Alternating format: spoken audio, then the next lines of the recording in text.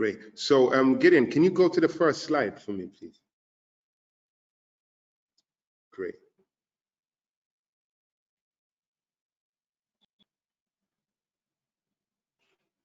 So good afternoon, ladies and gentlemen.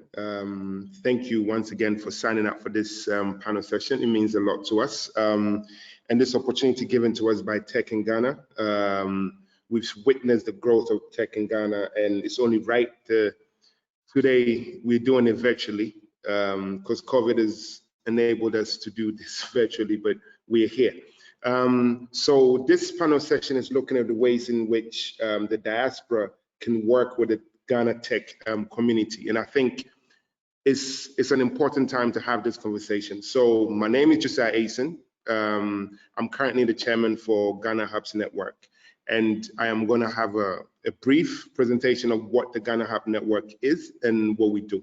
And then we're going to go into the panel session for you. So again, technology is going to ensure that I'm not able to change the slides on my side, but my fellow panelist, Gideon, will do that for me. So once again, welcome.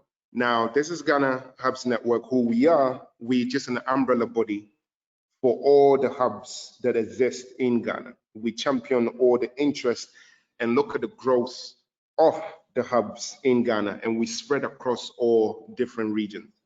What is our value proposition? Well, the value proposition basically is the fact that we are able to facilitate training, funding, and networking on behalf of our members. When you partner with us, not only are you getting a national reach, mainly through the grassroots at the core of the community, we also promote inclusivity when it comes to program design, particularly for people with disability, with women, with girls. Generally, we look at ways in which we can promote gender. We become a visible partner, so we are the de facto leaders when it comes to hubs across the nation. What services do we offer? In three things that we generally do. In our services, what we do is we do project management. Gideon, to the next slide for me, please.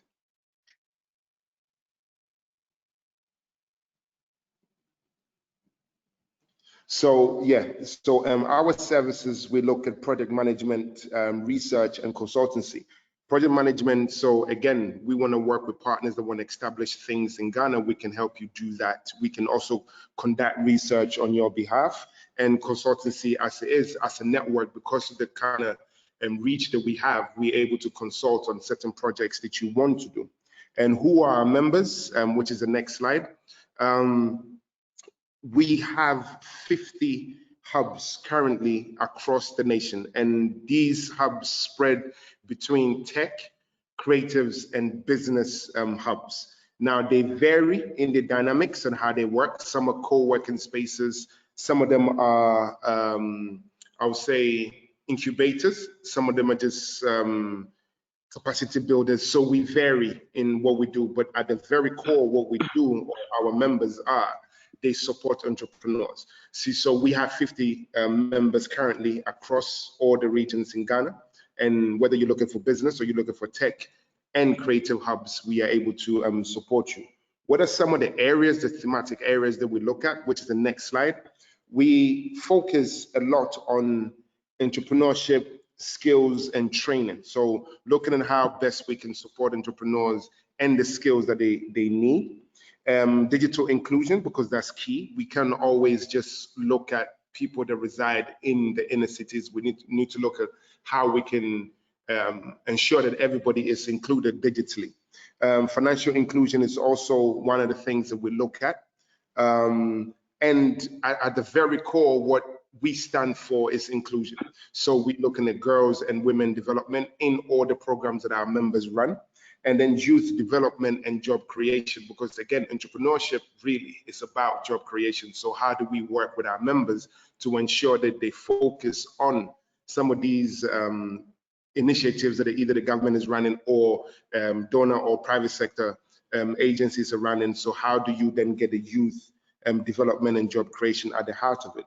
Now, what are the things that we've achieved so far? We've existed since 2017. And Gideon, the next slide, thank you. So in the last 2 years or 3 years or so, we've been able to do 25 days a while, which was a 25 days tour around the nation. So we visited close enough to about 20 hubs and connected all their ecosystems, looked at the various things that they do. And when we talk about ecosystem, we were talking about from funders to the community itself, to the entrepreneurs. It was just wide. So we looked at ways in which we can engage. And then we've partnered with NEIP, which is a government body that is looking at ways to support entrepreneurs. Then during the COVID, as we all understood what happened, we had to then migrate a lot of our programs virtually with all our members. See, so we then came up with a mentorship program to support not only the hub members, but also the ecosystem at large, right? Because again, with hubs closing, the entrepreneurs still needed the support. So having that mentorship program was great, and that's how best we figured we can support them. We recently embarked on a local resiliency program, which is looking at, I guess COVID kind of pushed us in that direction, looking at ways in which we can retune and refine the business models of all our hub members to focus on local partners. Because again, having local partners, we believe is another way to survive another epidemic or pandemic or whatever the situation may be, because again, most of our members had funders external. So since the borders were closed, you cannot participate in events, and they were losing revenues. Solidifying your local partnerships, we believe, is another way to be resilient and survive any future threats. One of the things that we also majorly focused on, which was an outcome of 25 days a while, was the Startup Act. And look, basically what we're trying to do is look at ways in which we can work with stakeholders and policy influencers to ensure that startups are taken into consideration when they're making policies and how that affect them. So from registration, from investment policies, we need that put into the Startup Act, which we're going to launch tomorrow, funny enough. And then we looked at the Hub Manager series. And again, question is always going to be who is supporting who is supporting the entrepreneur. And so as a network, we've come up with programs to support hub managers to ensure that they know the right things to support the entrepreneurs and their ecosystem at large. What are some of the future programs that we have? So Gideon, you can go to the next slide for me, please. Oh, yes, that's a future up and coming projects that we have. We wanted to do the Women Entrepreneurship Festival this year, but again, COVID didn't allow that to happen. So we pushed that to next year. Hopefully we'll be able to have it physically. If not, it's going to be a hybrid of both physical and offline engagement. So it's going to be virtual and physical engagement. We are looking at ways in which to run a training program for hub managers and curriculum development. So again, we want to have a way where we can standardize the way in which our curriculum that we teach entrepreneurs in our various hubs becomes a one standard. So if one person goes to a hub in, let's say, Tarkwa or Kumasi, and they're learning about the business model canvas, it's exactly taught exactly the same way. We want to ensure that if you're learning about how to go to market strategies, it's taught exactly the same way. Because again, we want to have a fair understanding on entrepreneurship, so the entrepreneurs don't feel like they're missing out. Yes, some hubs can have their ways of doing things, but in a general sense, we want to have a unified and a standard curriculum. And we also want to have certification for hubs. Again, because we want to make sure that these hubs are credible. Because when you're running programs on behalf of stakeholders, we want to make sure that you're doing what it is that you're doing. So that's part of the project that we're going to do. We're also going to look at talent exchange programs.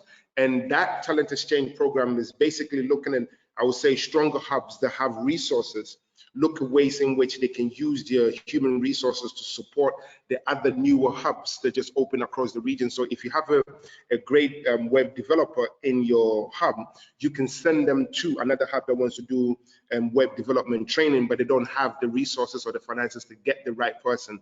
the hubs can swap talent in that regard, whether it is business development, whether it is web development.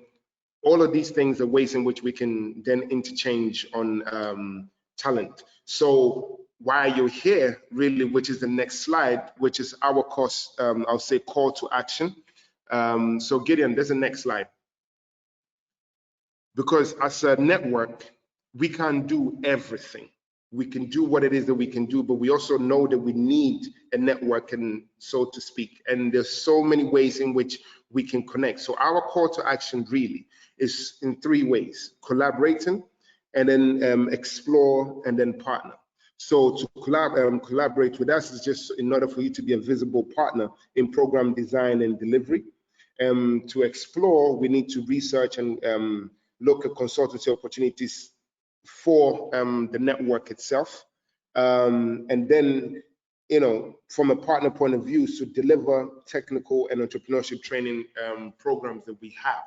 So in a nutshell, for me, those are the 3 things that we then rightly leads into what it is that we want to talk about. But in case you're wondering how to get in touch with us, which is the next slide, you can always reach us on www.ghanahubsnetwork.com. Or across social media platform, which is GH Hubs Network. You can get in touch with us, or info@ghanahubsnetwork.com. So those are the main ways in which you can reach us, and I really appreciate if you would.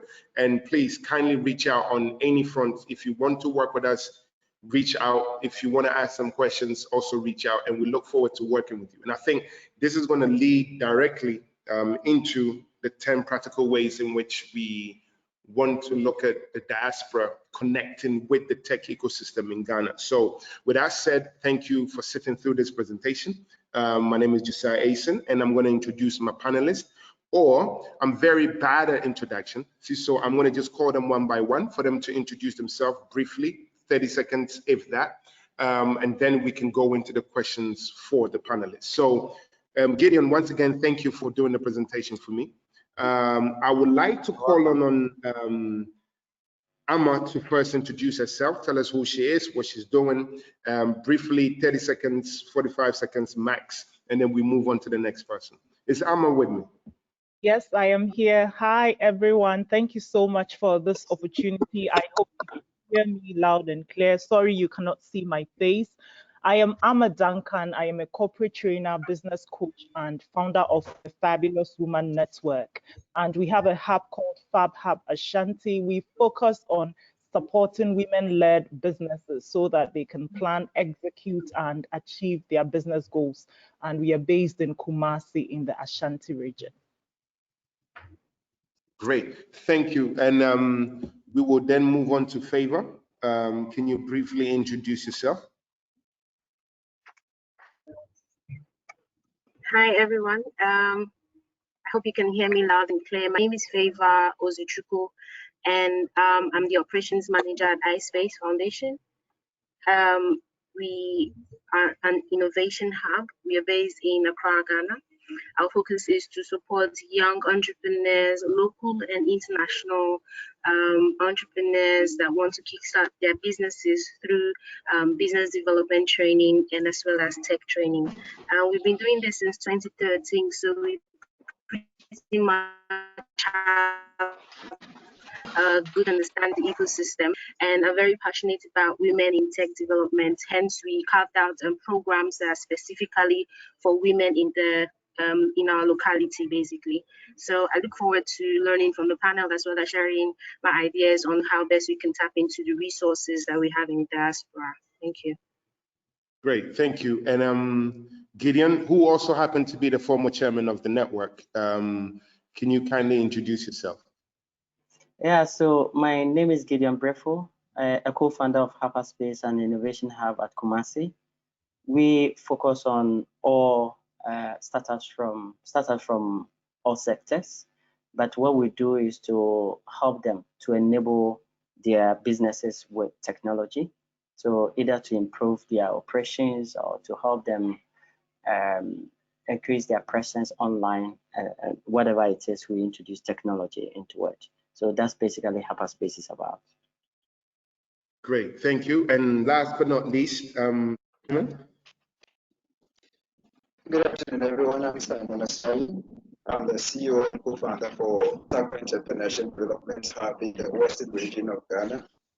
Basically, we are an innovation hub within the region that supports startups and also promotes digital skills development within the community. Basically, that's Tarkwa, where we have a lot of mining activities, and yet we are trying to improve digital services as another stream or revenue generation income model for the various youths within the community. Thank you. I'm happy to be here. okay, so thank you. And I'm sure you realize the internet issue that we have in there, but hopefully we'll get better as we go along. So again, thank you very much for agreeing to be tortured by me today, to get your views on how best the diaspora can work with the Ghana tech community, right? And we all know how important the continent is, but then it's very important that we have a huge diaspora community who are skilled.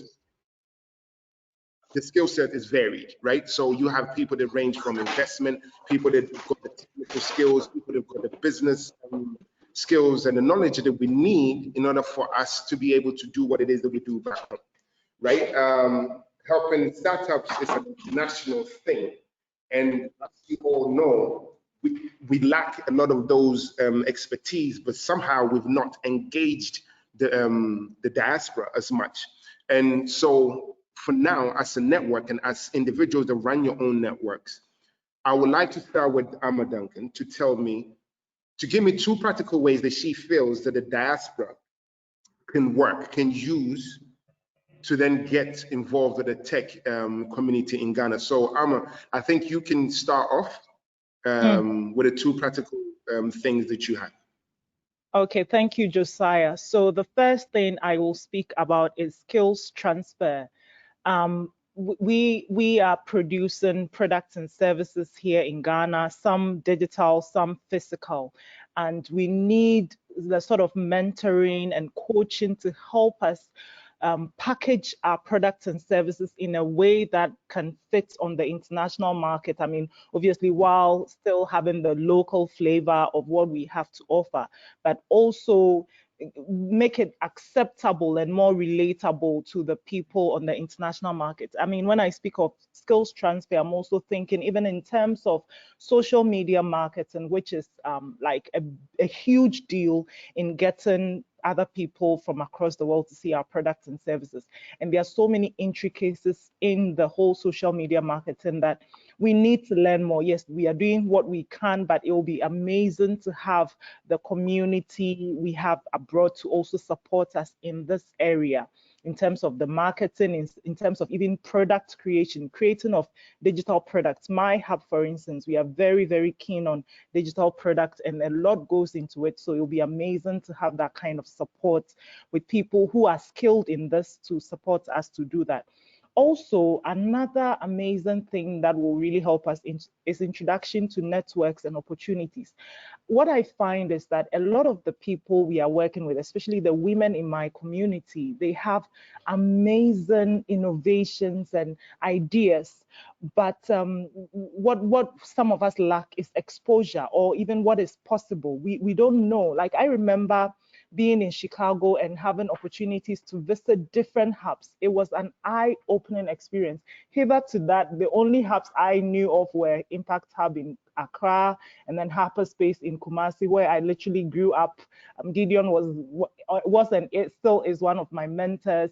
And so having the opportunity to go to 1876 and M Hub, it was amazing. And so I actually started my hub from there, from Chicago. I had the idea that, oh my God, I can come to Ghana and create a hub for women. See, because I was exposed to it.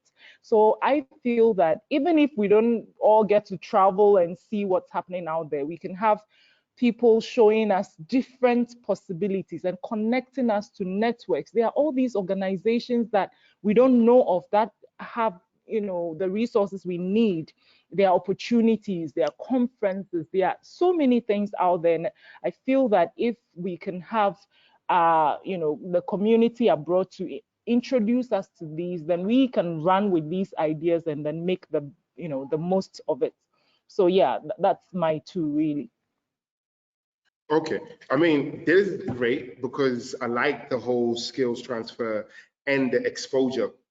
And I think it's great that you brought that up because, the diaspora, when you talk about hubs in Ghana, again, they tend to know the usual ones, right? Because they're the ones with a bigger marketing budget or visibility, so everybody sees that. So I think this is a perfect opportunity for them to then, work with the network itself so that we can then introduce them to all the other hubs across the nation, which with a skills transfer, and I'm glad you talked about that, would lead directly into what I want to ask Favour about when it comes to internship, right?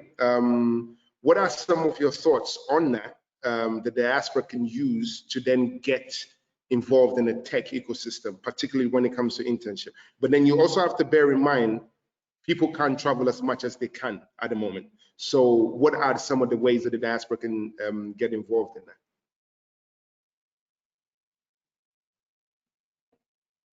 Is Favour still with us?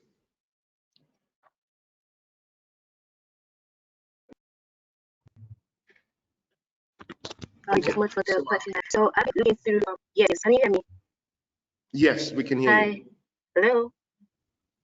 Yes, we can hear you. Perfect. So I was just saying that, okay, thank you. I was saying that COVID has really shown that, work can be done remotely and very conveniently as well. So remote internship is a great idea. If there are diasporans that have businesses and they are looking out to hire young graduates from Ghana, it would be great to reach out to the Ghana Hubs Network, which has a database of graduates that have been trained by the hubs across Ghana. So these pool of graduates can feed into an internship program that is going to be run by Ghana Hubs Network, and working as well with the diasporans that want to support them. So skills like digital marketing and skills like website development and app development. The hubs have real capacity when it comes to supporting these young people to go into tech, and it's a great opportunity for them to actually practice some of the things that they learn. So remote internship, I think, is a good way to support the ecosystem here in Ghana. Okay, that's great. So I will come back to you in a second, but let me go to Gideon, right? You and I both, we do the UK thing, right? Even though you like to hang around in Scotland. You like to hang around in Scotland. So, but what are the things that you feel that both diaspora community, whether it's Scotland, it's the UK, or the US, what are some of the two things? So give me one, and I'll come back to you again. Particularly when it comes to funding, what are some of the things that you feel that they can then tap into, by connecting with the network in Ghana, and so to speak? Okay, I have three on mind, but you say I should say one. Okay, so I will do that. No, you actually, I give you the floor, my former chairman, so you give me the three. Okay, so I think that usually a lot of people will quickly think about they should gather money and come and invest, but I won't cry for money yet. But I would say that my first thing is for them to help build the financial capacity of the individual startups down here in Ghana by outsourcing businesses or projects to them. By that way, they build their capacity for what they think they need, and they give them work to do too. So there are a lot of local talents here, like Favour was saying, flowing from the internship. So that's to give them an opportunity while they are learning to get the exposure. But after they've had the exposure and they are well trained, certified, they need jobs to do. And so if those in diaspora can outsource businesses to them, it could be their own businesses. For instance, Favour was talking about people that are trained to build websites, to build applications. So if somebody in the diaspora wants a website for his business, or another person that he knows needs a website, don't give it to the people up there, but you can also outsource it to these ones that are trained down here. And I think it's a conscious effort that the people in diaspora need to take to do that. And that will help build the capacity, the financial capacity that we cry so much about down here in Ghana. My second thing will be that after we have given them things to do and they are now doing things better the way they should, then those in diaspora will also again have to make that conscious effort to patronize them. They might not necessarily be perhaps up to the standard of what they know there, but in the interest of patriotism and helping build the ecosystem also down here, they could also make it their goal to patronize the things from Africa, the things from Ghana. And that will help to continue to build the capacity of these ones down here. So I'll give an example. For instance, if we look at the World Remit report that came in 2019, it indicated that there is about 43% increase in remittances from higher income nations to Africa. And where the monies are coming from the most is UK. So that means that we are talking to the right audience. And these people mostly are using giants like World Remit. But when you come to Ghana, there are people that are also doing these mobile money systems where people can even transfer monies from elsewhere and terminate here into the mobile money accounts of people. Talk about, say, Express Pay or Slide Pay.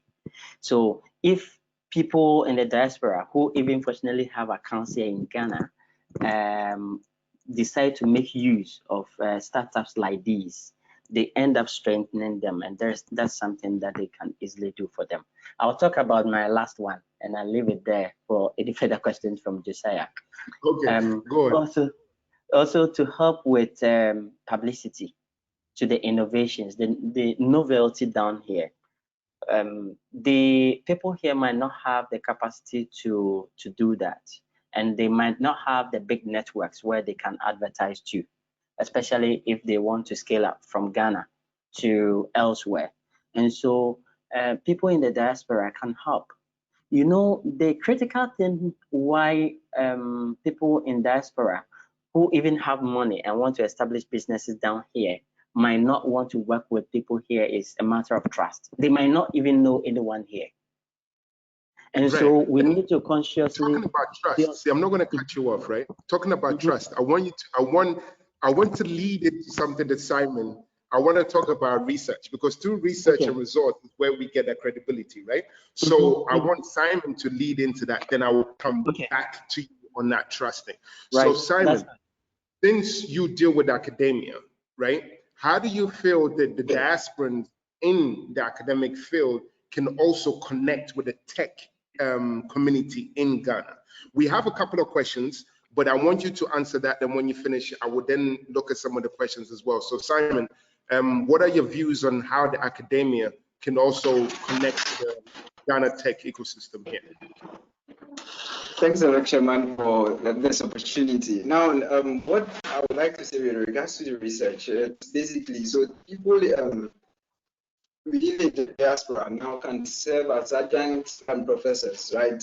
If they make themselves available, the network has the resources. We have Ashesi University as part of the network. We have a lot of other universities that are joining the network with their incubators. I learned even Legon has also built its own incubator, which means it gives us direct access to these various academic pool of expertise within the various academic institutions in Ghana, the research materials and resources that we can only do as far as we are exposed to. So basically, the various people or experts within the diaspora can avail themselves to serve as adjunct professors or probably serve as visiting professors, whether virtually or probably if the probably post-COVID, if they can come down and expose the various communities, because now all these incubators within the various academic or higher learning institutions tells us that we are ready to learn, we are ready to take on new challenging responsibilities. So it's an invitation. Come expose us. Let what you've seen, what you know, what is possible to us is on a different level compared to the ones or the things that you guys can perceive, or the things that you've seen, the things that you've seen done, the things that is easier to implement, even though they're implementing things that are awesome, but at least the processes can be innovated. The things that we are doing can easily be fast-tracked with your other inputs, with the things that you've been used to. Probably, let's say once a month, the visiting professor probably, I remember this talk goes much more into skills, knowledge sharing. It's like creating a knowledge sharing platform opportunity for us to collaborate with those within the diaspora. This is a huge research collaboration on its own, because if I have an invention here, it's easier to get validation from those within the diaspora if it works, because we are looking at migrate. For us in Africa, we are trying to leapfrog into the fourth industrial revolution, right? Because now this is easier because of how interconnected we are now. So probably looking at the research facilities and the resources at our disposal now, what is lacking on is the availability of experts from the diaspora to be able to shed new light on some of the things that we are doing. Let me cite this example.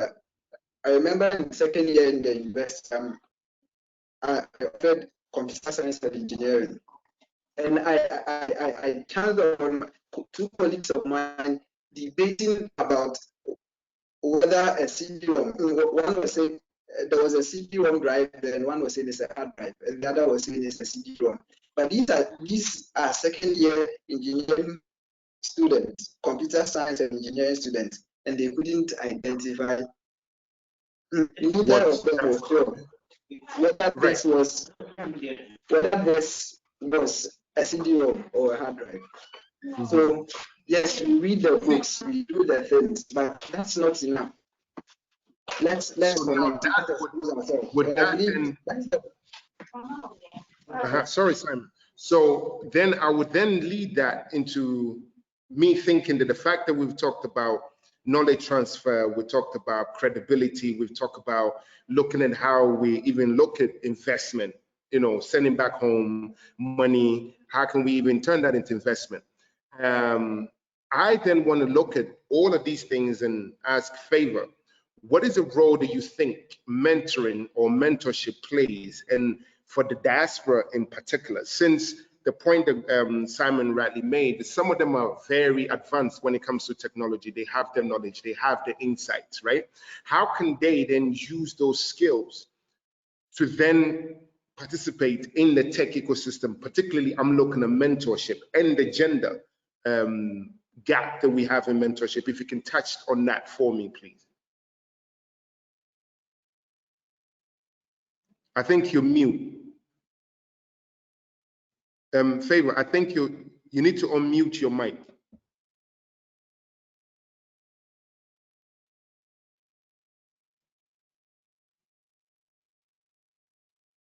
Okay, I think we're having problems hearing you. So I'm going to go into one of the questions that one of the participants just asked, right? So Gideon, can you still hear me? Yes, I can hear you. Okay, so I think Favour probably dropped off. She's still talking, but we can't hear her. So I want to go into the question that one of the participants asked, right? Did he run a digital service and product and design business, right, in the UK? They want to hear keen ways in which they can form strategic partnerships with the hubs in Ghana. Now, by the virtue of being the chairman of the network, I cannot talk about ISpace, right? Because again, that's the right thing to do. So I want the participants here to then kind of talk about how best some of these partnerships can then happen, right? So Gideon, what are some of the ways that you feel that strategic partners can take place with hubs for businesses such as the digital service and product design businesses? Right, so a number of ways. Once, for instance, they're into product designs, we also run incubations, most of the hubs that help the participants on product design. And so there could be that collaboration, and I think that's what could also feed into things like mentoring, where they are part of these incubation programs. And that can also lead to an exposure of these startups to what is also happening elsewhere in the UK or US. And to build that capacity, and then they can also sort of, like we have said already, outsource things to them to do. It could be cheaper than getting somebody in the UK or maybe in India to do it. Remembering that we are also in the same time zone, that will make it easier for that collaboration. Right. And I'm glad you said that. And some of the points that I will add to that, if I'm allowed to, even though I'm the moderator, yes. I feel like the hubs, and for the Ghana Hub Network itself, we are at the moment working on a database where we draw in all the skills that all the hubs have. Every single individual that is in the hub would enter almost like a catalog of skill sets, right? And businesses that will require certain services. So these are some of the ways in which individuals in the diaspora can partner with hubs. You can talk to the network and then say, these are the specific things that I want to do. Which hubs have these kind of skill sets that I can then talk to? And then the network will introduce you to those individuals or to the hubs in that regard. So if you're looking for people that are specialized in fintech, we are able to say this hub is very good at that because they have 30 people in their cohorts that can do that. If you're looking for people that can do web development and all of those other stuff, we then able to do that. If you're looking for strategic partnerships, we can then tell you which hubs can facilitate that for you. So going forward, Sam, I hope that answered your question. The best way is to talk to the network, and the network can then do the introductions for you that way.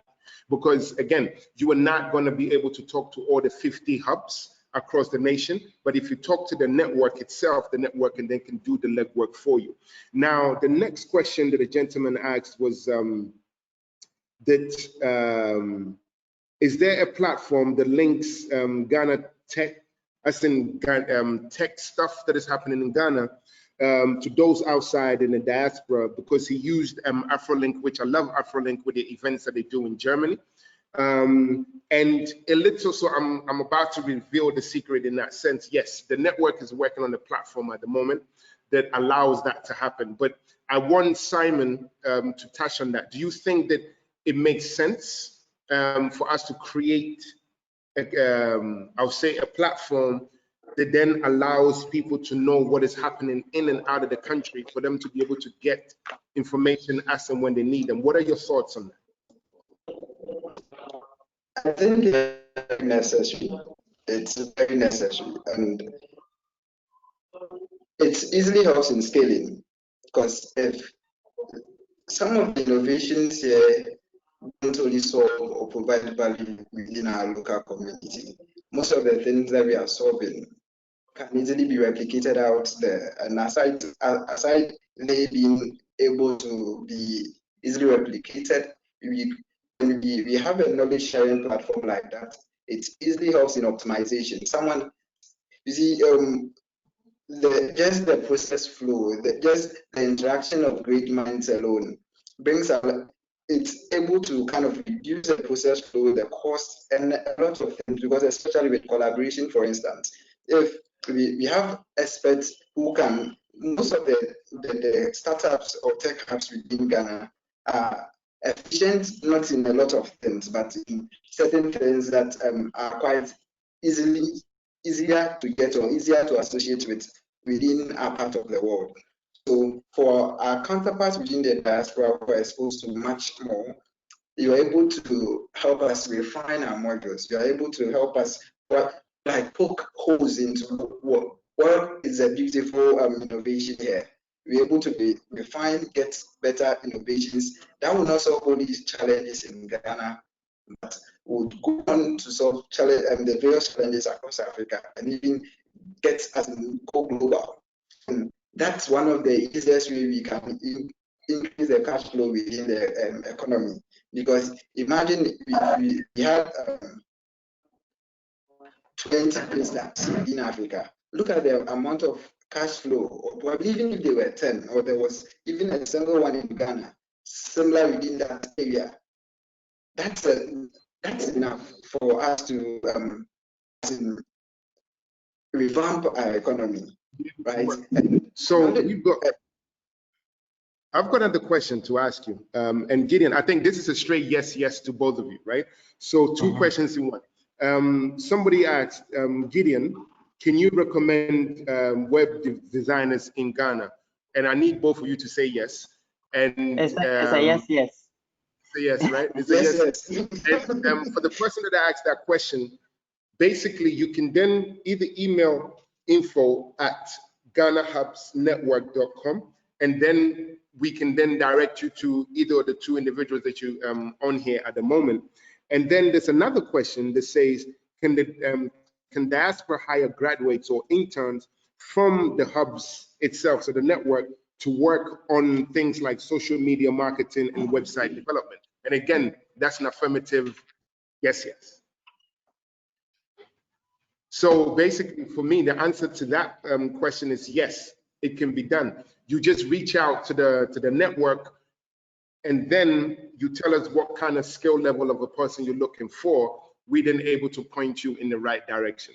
There's a question that either one of you can attempt, which says, how are we going to track, right, data and the success stories within the practical ways into linking the communities? So yes, we want the diaspora to connect with the continent, right? But after that, how do we then gather the success stories? How do we then track this? Because somebody has to do it, right? If you encourage somebody to move from the diaspora to come and invest in a startup in Ghana, for example, is it just that's it? They've invested and we go, or how do you track that? And then how do you just measure the success stories that come out of that? Gideon, either one of you can answer. Yeah, so I think that you partly answered it when you said that we are creating a database.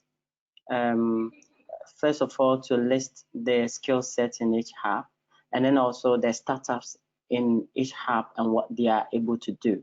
So that is why it's good to go through the network on the issue of trust, so that you are pointed to the right kind of people that can work with you, because then we can validate their skill sets and we know who they are.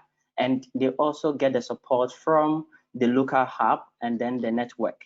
And so by that way, we have a robust monitoring and evaluation system that will be able to assess these ones. And we have started, because hitherto we used not to document our success stories. Now we know that in order to be able to attract people from the diaspora and be able to also launch ourselves out there, we need to document that. So we are documenting this. So it will be easier for people in the diaspora to also track what is happening here, and then even with their investment, get accurate data on how that is performing and be able to do the assessment. Great. And then I'm enjoying some of the questions that are coming in. Somebody just asked, how can one offer expertise as a mentor advisor to the hub? And again, I would just say the contact info@ghanahubsnetwork.com. Once you do that, we are able to then talk to you. We will then introduce you to whichever hub that you want to be a mentor to or advisor for. So that's one of the basic ways. So even if you go to www.ghanahubsnetwork.com, you can then get the network's contact details, and then we can introduce you to whoever you need. There's another question that says, do hubs run shows and tell on completed projects that can also be linked to success stories? And again, this is a good question. So at hapaSpace, how do you tell the success stories? How do startups show the work that they do? What kind of practical examples that you can give? And then Simon can also do the same. Okay, so for instance, at hapaSpace, we have demo nights where people showcase things that they have done, so that people are aware, and then those people in the community even become their first customers. Also, our communities, we have WhatsApp groups, and then we have Google groups where people can also send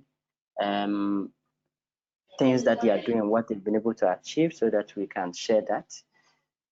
Again, we have our newsletters. So whatever people have been able to achieve under our mentorship, each month we capture 2 of them.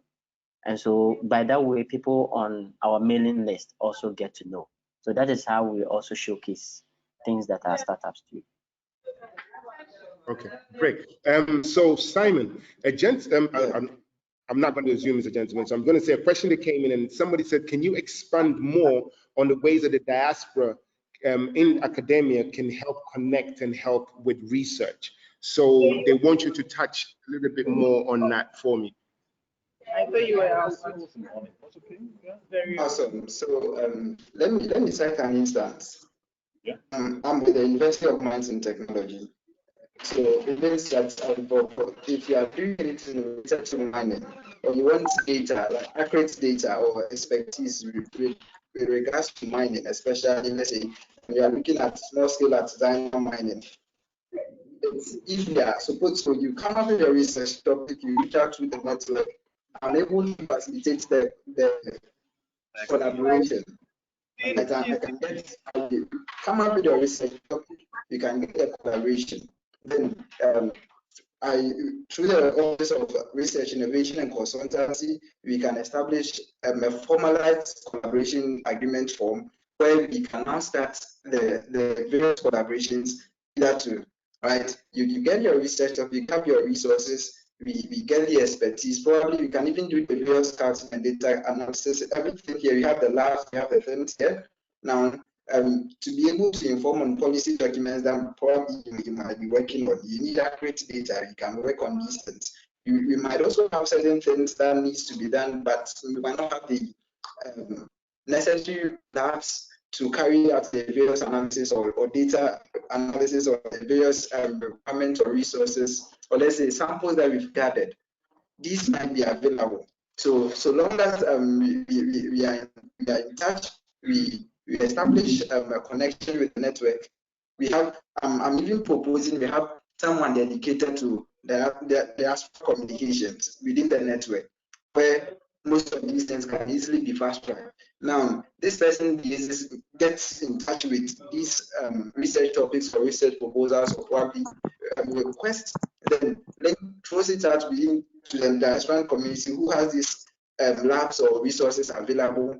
Then we can now start a collaboration, establish a mutually beneficial relations between the various 2 parties. Now, because if any outcome if the outcomes are successful, now it means that we make the world a better place, and the 2 we can publish books or papers and everything. Now talks about information sharing, collaborations that are giving out richer and better results with regards to almost every research undertakings that we do. That's great. So we all know. Okay, so right now, in this brief moment, we've talked about some practical ways. So I want to kind of recap on that.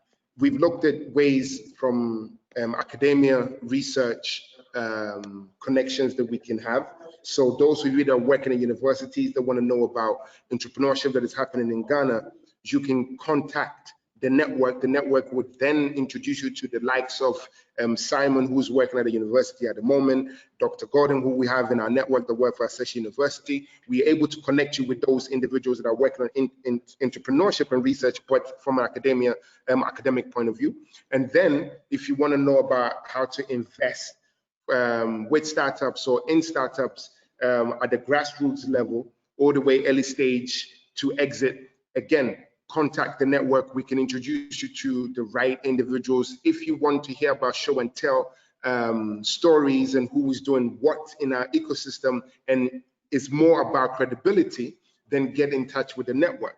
The Diaspora, and I'm using this opportunity to really plead on your behalf and say, forget the stories that you hear about the problems working with people or the challenges working with web developers or social media people in Ghana. There are some problems, yes. Internet issues, yes. Timekeeping, yes. But we move past that. We have organizations as the Ghana Hubs Network, we have the hapaSpaces, we have the TED Hubs, we have ISpaces, we have the Impact Hubs, and all of these other hubs that have credible individuals that work there, that we are happy to introduce you to for you to be able to work with them. Let's change the narrative. If you want to do something in Africa, work with the hub networks that will be able to introduce you to the credible people on ground. I know it's a risk, but I implore you and I beg you to take that risk. Connect with the network. And for me, that's the plea that I'm going to make. I'm going to give Simon and Gideon 1 minute each to kind of summarize their views, and then we will tackle the last question, I think, and then we'll call it a day. So Gideon, you got 1 minute to summarize your plea to the Diaspora, and then after that, Simon can do the same. Okay, so what I would say is that we really need their support. People are doing great businesses here that have been supporting the local ecosystem. Most of them want to scale out, and the best bridge or connection to the outside world is the Diaspora, who already have a link here. And like you have said already, we have gone past the trust issues, because now there is a link that links to another link and the rest. And if, for instance, somebody was born bred in the UK and is finding it difficult to trust in the ecosystem down here, there are people, the likes of you yourself, Josiah, who is down here and connected already with the ecosystem. Akosia, for instance, is connected here, and so they can route through them and build that trust. And if they begin to do that and connect well with the ecosystem here, it's a win-win situation. We'll be able to provide them with what they need, and they can also support with that world-class experience that they have over there. Great. Simon, do you want to touch on? So I think with regards to that. Oh, thank you, Gideon. I think your screen froze. I thought you were done. Sorry. So my final words would be that there are already knowledge leaks within our ecosystem. That's how come we have a lot of migration or immigration from the country, right? But with these knowledge sharing platforms and let's say sharing or collaboration with regards to research, is going to turn Ghana into where we all want to be, because we can develop as the other nations have developed. The only thing that is limiting us is the availability of the knowledge or expertise. So if we have it already within us and within our natives that are within the diaspora, you're welcome. Let's share, let's grow, because that's the only way we can tell the story. Because we can't only always rely on remittance from the diaspora. We need knowledge too, so that who knows, the next time we meet, the remittance might be coming from Ghana to UK. Thank you. Great. So there's one question. You've got 3 minutes. So there's one more question that somebody asked, right? He said, how do we get international partners for student innovation? So I guess that would be something that the network would probably have to look at, right? The internship, the Favour talked about, and then the academia. We look at ways in which we can promote internships, international internship opportunities. Then the students can connect that way. So if you want to find out more, Mark, please get in touch with the network, and then we'll see how we can work on that. So I would like, I would love to use this moment to say thank you for the opportunity from Ghana, for the Tech in Ghana team, for giving us this opportunity, an whole hour for us to talk about why and how the diaspora needs to connect with Ghana. Thank you, Gideon from hapaSpace, for connecting with us. Thank you, Simon from TED Hub, for connecting with us. Duncan from Fab Lab for connecting. Favour from ISpace also for partaking in the panel. And yeah, I mean, like I've said, if you have any more follow-up questions, please contact us, info@GhanaHubsNetwork.com, or just follow us online, which is GH Hubs. You can find us on all social media platforms. And once again, thank you for the Tech in Ghana team for this opportunity. And hopefully we'll see you in physical in 2021. Thank you very much. Thank you too. All right. Thank you. Yeah.